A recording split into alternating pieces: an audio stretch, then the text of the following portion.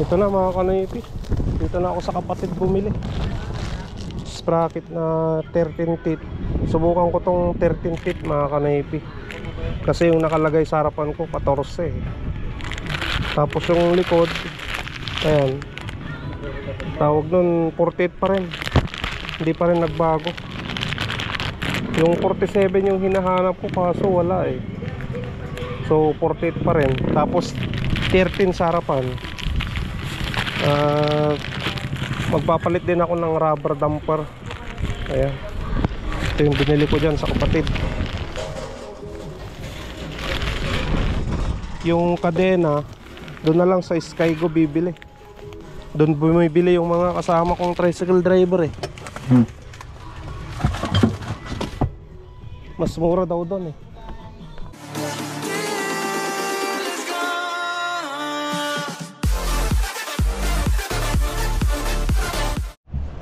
What's up mga Kanoypi? Good morning sa inyong lahat. Nagbabalik na naman si Kanoypi for another video. Ayan, pinapainit ko na yung makina ni Mia mga Kanoypi nang makalabas na tayo. Bali malinis na malinis yan dahil winashingan ko kahapon. Ayan, ang linis mga Kanoypi. Alright, sumali pala ako sa, sa isang group dito sa Urdaneta, yung Tricycle Group Philippines nationwide mga Kanoypi. Urdaneta City, number 81 ako sa sa grupo. Yan. So nationwide yan mga Kanoypi. May mga by chapter din yung yung grupo na yan. Maganda yan kasi may samahan ka sa mga tricycle driver. So sa Sabado may magaganap na na meeting. Kaya aattend tayo doon sa meeting na yun sa Sabado mga Kanoypi, para makita nyo kung gaano karami yung mga kasali sa grupo na yan. Okay mga Kanoypi, so labas na tayo. Baka nag-aantay na sila Auntie Lisa at yung kanilang apo. Okay, ayan, papunta na tayo dito kina Auntie Lisa. Sana nga may pasok yung mga bata para may buhay na mano tayo agad mga Kanoypi. Mukhang tulog pa ata. Nandiyan na sila. Kala ko tulog pa sila.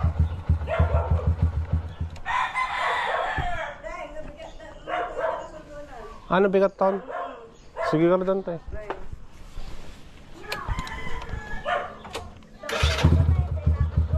Sige.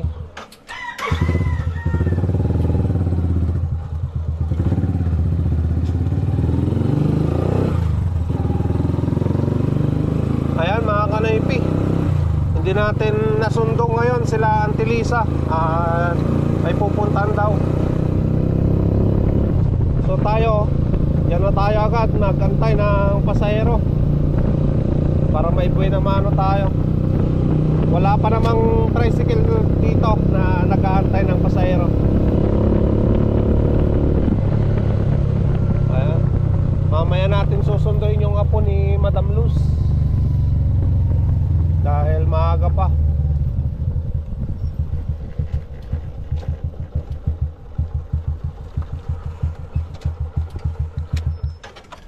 Ayan, mag-aantay tayo dito ng pasahero natin, pang buhay na mano na pasahero. Kala ko buhay na mano na natin si Auntie Lisa ngayon eh. So yan, si Mia. Ayan, may buhay na mano tayo mga Kanoypi. Saan kaya to? Saan kaya te?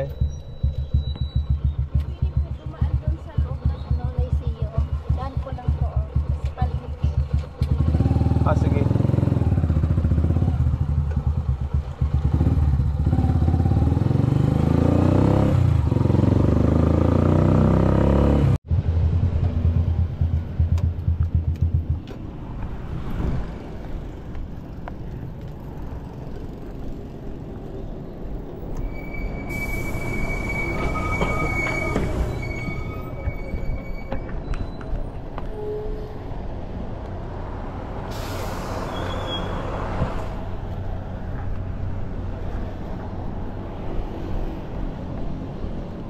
ang biyahe nito, sir?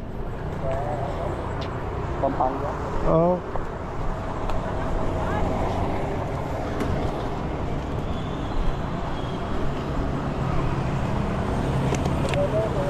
Pala na kayo, sir. Mobile lang naman. Pwede na ba ang 80? Oh, sige. Ibang pamasahe ko sa bus.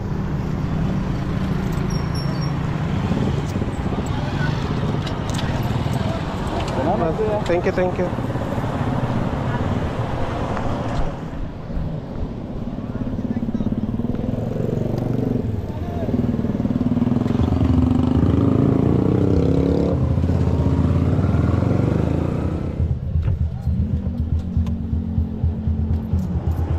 Thank you.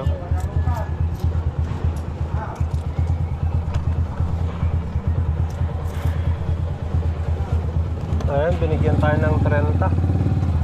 Magkay kayo ng kal?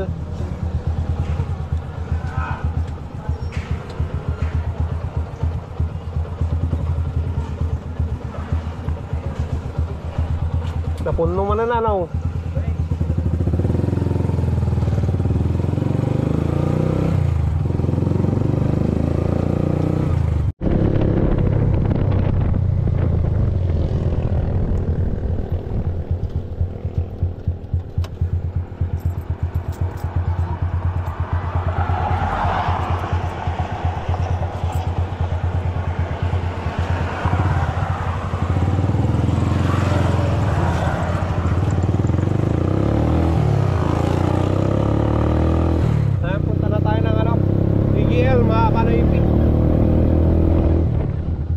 Tara na.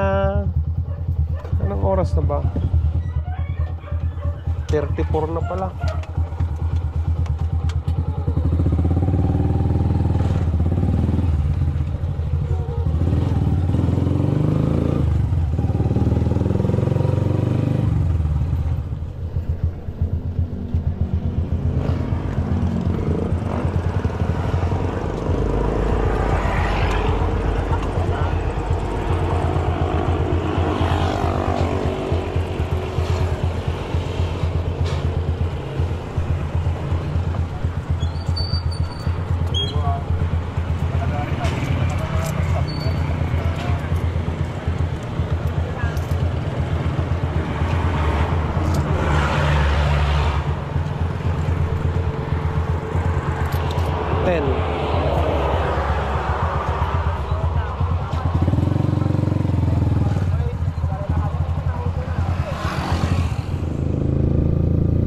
Ayan mga kanoypi, may pasayro na naman tayo.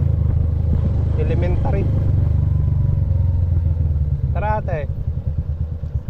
When?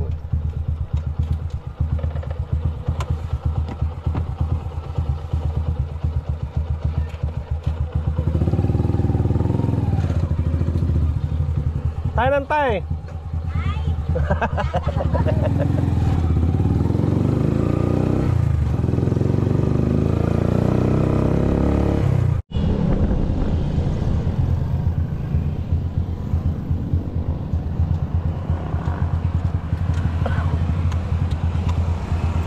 Thank you.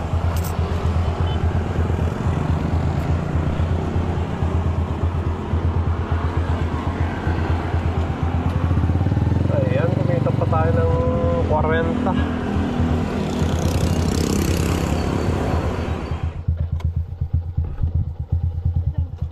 Decline.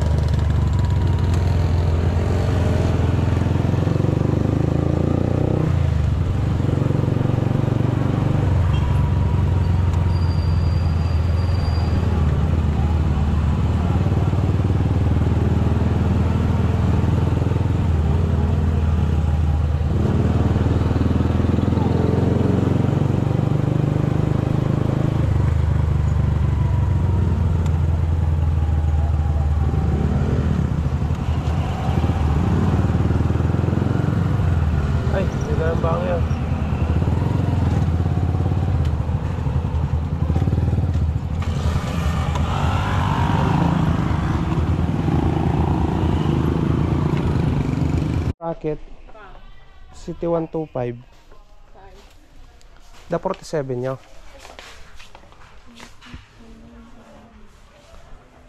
Hindi ko mo.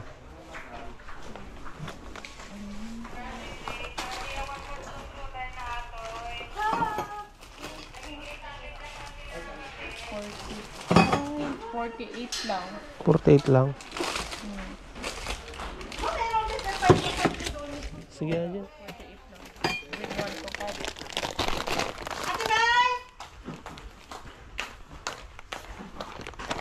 Ay ko nga yun. Sango. Na 13 oh.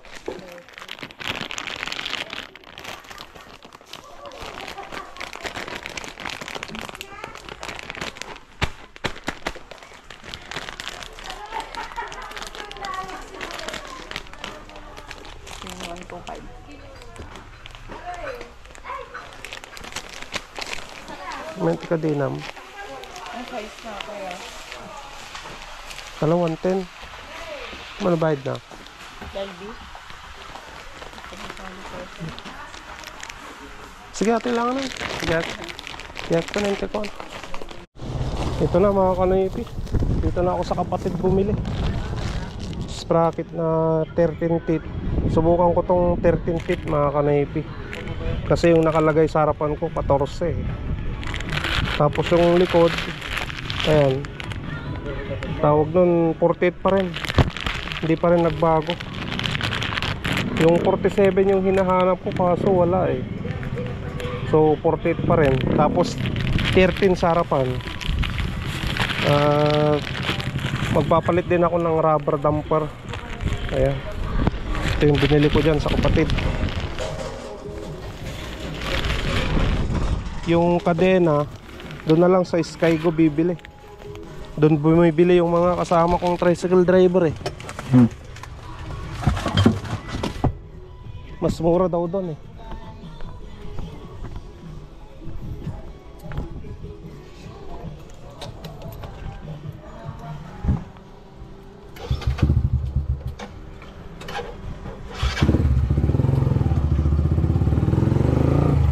So tara.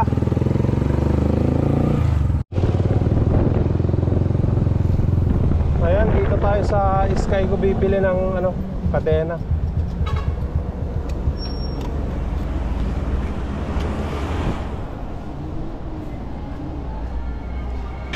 Basta magkatangting ako, kadena.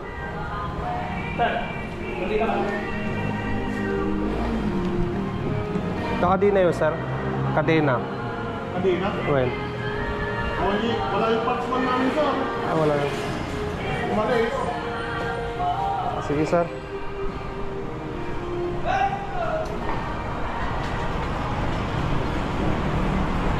Wala daw mga kanoypi. Wow, mangga. Hindi.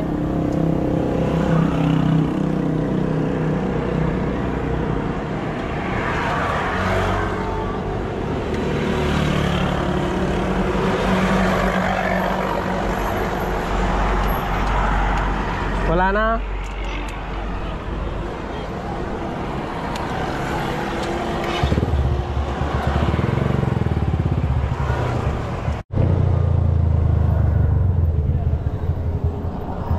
Ayan, sundan natin si Giselle.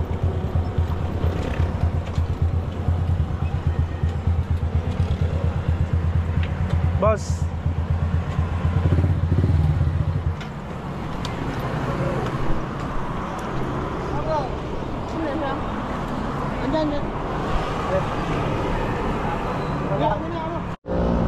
Ayan, nandyan na si Giselle.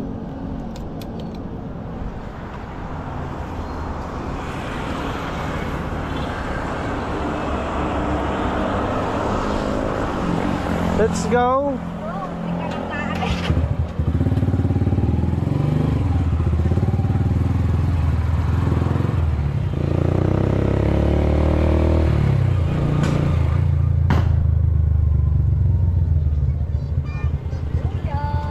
Yes, thank you.